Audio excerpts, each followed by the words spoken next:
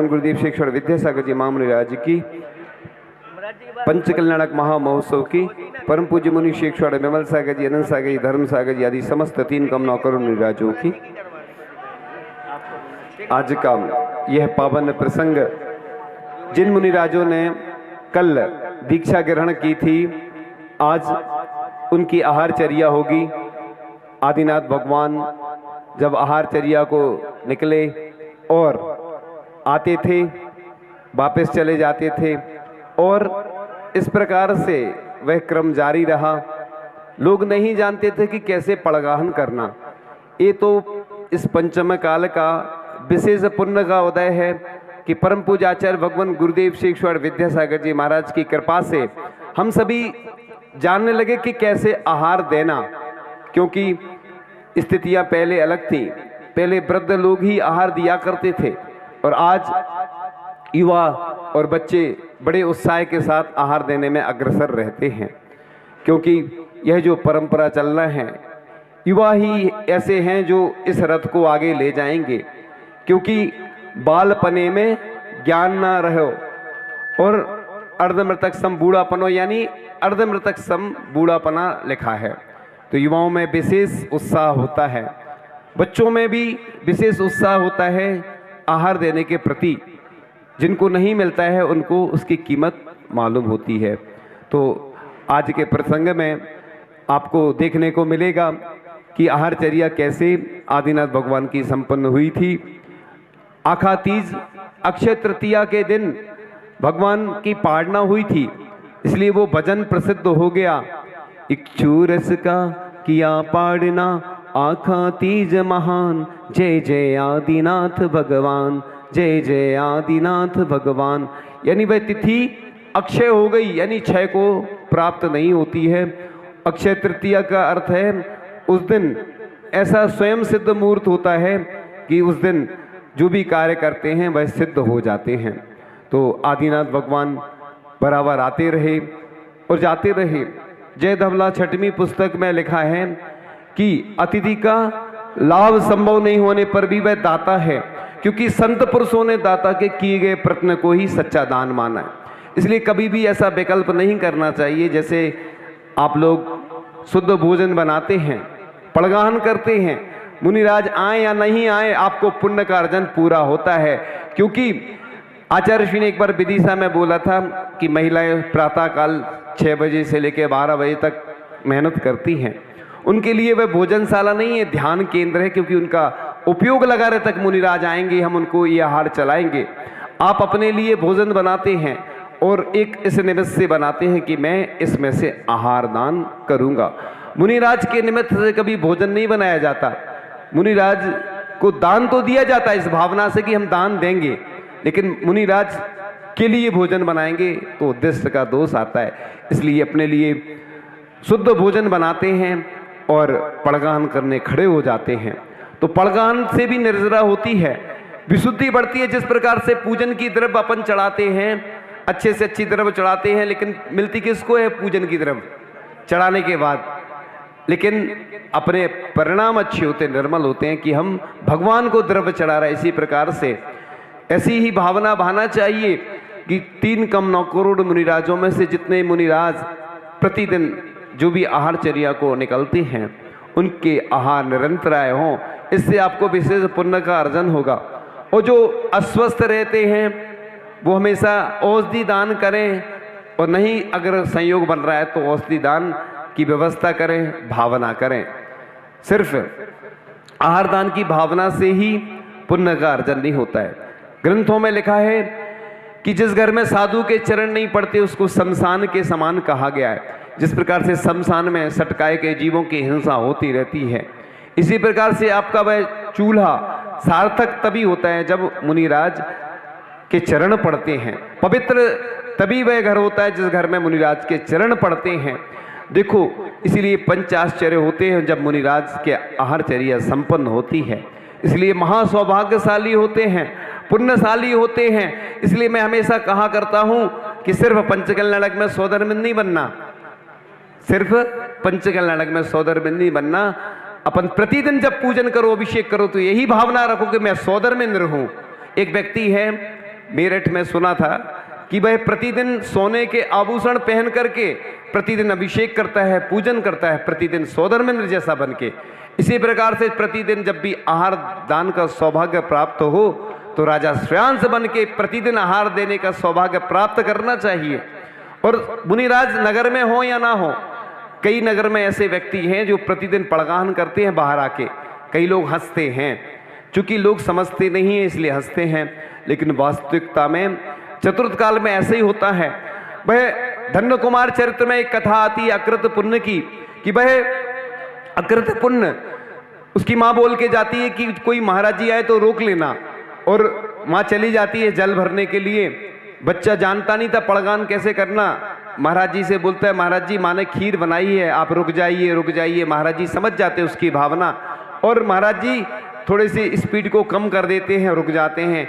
इतने में माँ आती है और परिक्रमा लगाती है, पूरी नवदा भक्ति पूर्वक सब क्रियाएं करके फिर आहार दान देती है। उसने चूंकि पूर्व में निर्मल द्रव्य का प्रयोग किया था, उस कारण से उसको बहुत सारी परेशानियां आ रही थी, और जब उसने आहार दान दिया तो उसके निर्मल का जो दोष था वह दूर हुआ। यानी जो सबसे महान क्रिया होती है आहारचर्या। ऐसा ग्रंथों में लिखा है कि मुनिराज को आप क्या दे सकते हैं, महाराज जी कुछ लेते हैं क्या, सिर्फ आहार ही तो लेते हैं आपसे।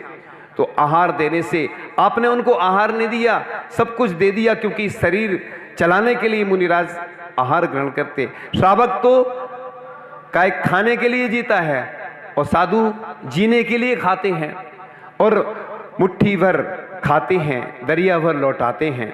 इसलिए साधु संत के चरण जिस घर में पड़ते हैं, जिसको एक एक ग्रास देने का भी सौभाग्य प्राप्त होता है, बड़ा सौभाग्यशाली होता है।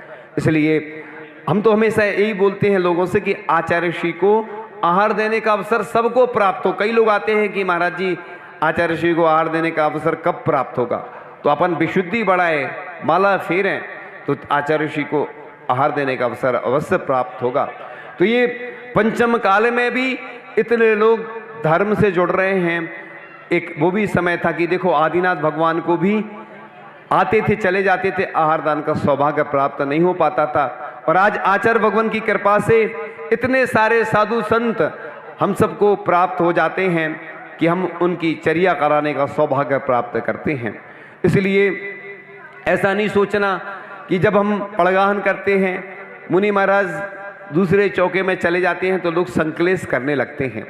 ऐसी भावना भाव कि बस जहाँ भी आहार हो महाराज जी के निरंतराय आहार हो, ऐसी भावना भाना चाहिए। और अपनी जो भी वस्तु है अगर साधु की अनुकूलता रहती है वो भी अपन ले जाते हैं और चल जाती है, तो वह भी अपना आहार दान होता है। और वैसे तो आप लोग खुद पड़गान करके देना चाहिए, क्योंकि ऐसा लिखा है तिरंज भी भोग भूमि में जाता है। किस निमित्त से? आहार दान के निमित्त से तिरंज भी भोग भूमि चला जाता है। इसलिए अपन को भी जब भी आहार देने का अवसर प्राप्त हो अवश्य देना चाहिए। अनुमोदना करने के लिए तो वो गिरध पक्षी था, पद्म पुराण में उदाहरण मिलता है ना, मुनिराज के चरणोदक यानी गंधोदक में वह स्नान करके उसके जो पंख हैं वो स्वर्ण के हो जाते हैं। तो आप लोग उस अक्षय को देखते हैं, समझते हैं, और ऐसे पुराण ग्रंथों में उल्लेख मिलते हैं कि उस गिरध पक्षी को भी जब के पंख भी स्वर्ण के हो गए। तो आप लोग इस प्रकार से आहारचर्या को ऐसे ही नहीं समझें। जब भी आहार देने का सौभाग्य प्राप्त हो पूरी क्रिया नवदा भक्ति पूर्वक ही देना चाहिए। कई लोग क्या करते हैं, गिनती गिनते हैं, मैंने इतने मुनिराजों को आज आहार दे दिया, तो गिनती नहीं करना चाहिए। ऐसा भी बोलते ना, कुछ लोग जाते हैं आहार करवाने और विघ्न डाल देते हैं, तो जो खड़े होते हैं वो बैठ जाते हैं और जो बैठे होते हैं वो खड़े हो जाते हैं। आरी का आदि खड़े हो जाते हैं, बैठे रहते छुल्लक एलक। और मुनिराज जो खड़े होकर आहार लेते हैं कई बार, तो अपन को आकुलता नहीं करना चाहिए। जब भी आहार देने जाएं तो महाराज जी अस्वस्थ हैं कोई महाराज जी और ज़्यादा उपवास किए हैं, पारना हो रही है, तो उस हिसाब से स्थिति परिस्थिति देख के अपन को अनुकूलता बनाना चाहिए। इसी प्रकार से आचार्य भगवान को भी जब आहार देने का अवसर प्राप्त होता है, लोग लड़ते हैं, झगड़ते हैं, क्या क्या करते हैं वो आपको ज्ञात होगा। इसलिए अपन को जब भी ऐसे अवसर प्राप्त हों तो ऐसी भावना से ही वह काम करना चाहिए कि जिससे आप लोगों को आहार देने में भी अनुकूलता रहे और साधु को भी अनुकूलता बनी रहे। इसलिए यह आदिनाथ भगवान की आहारचर्या जब संपन्न हुई थी तो इस प्रकार से यह आज तक अनवरत रूप से वह परंपरा चल रही है।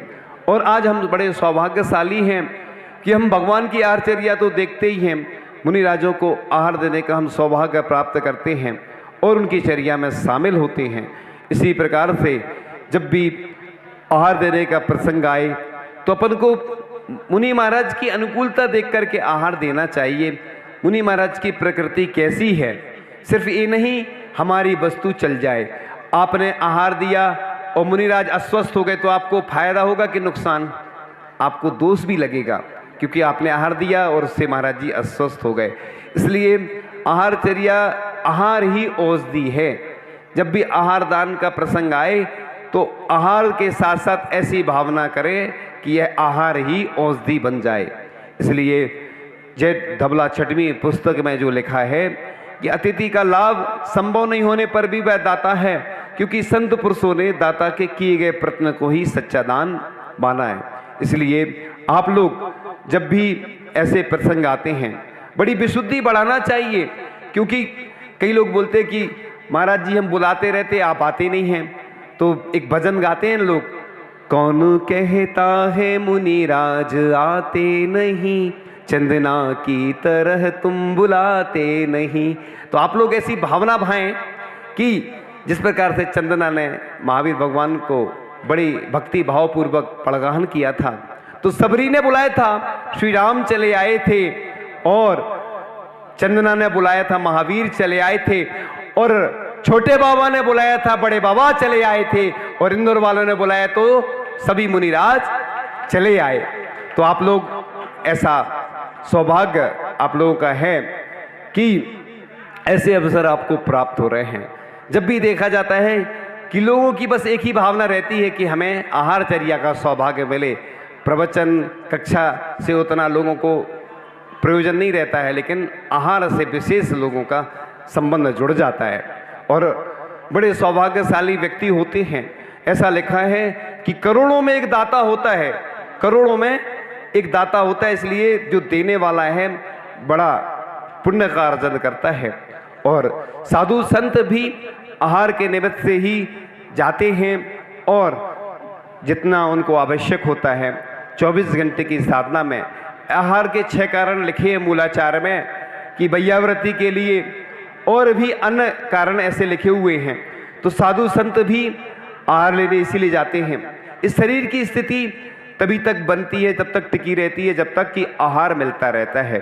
बीच बीच में उपवास भी होते हैं, अंतराय भी हो जाते हैं।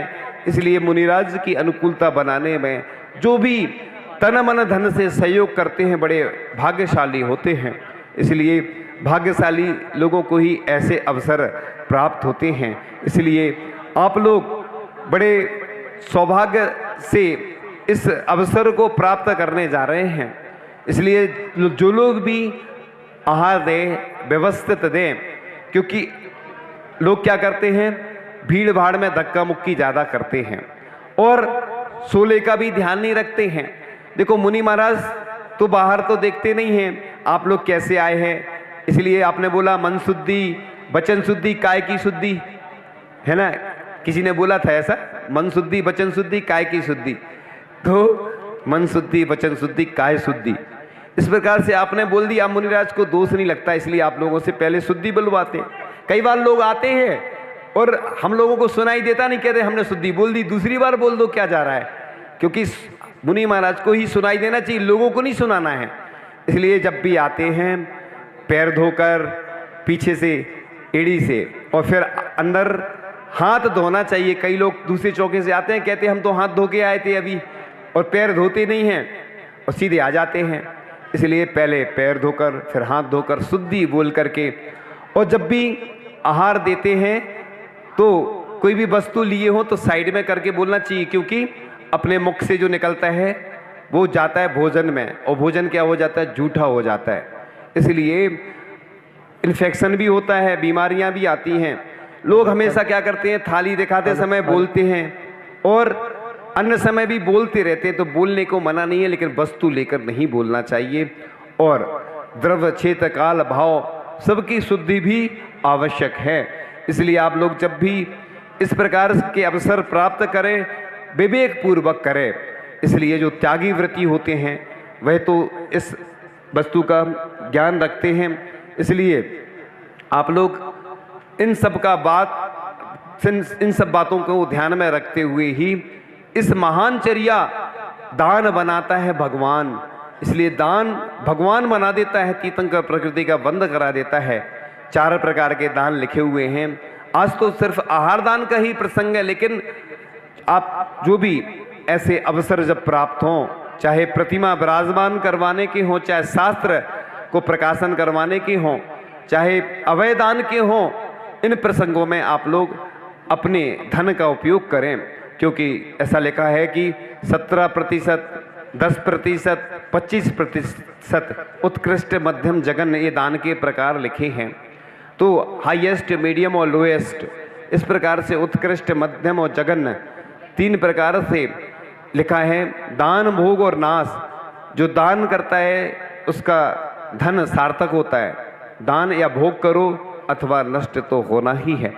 ऐसा लिखा है कि अनीति पूर्वक जो धन आता है वह 11वें वर्ष में नष्ट हो जाता है। परम पूज्य आचार्य गुरु शिष्य विद्यासागर जी महाराज की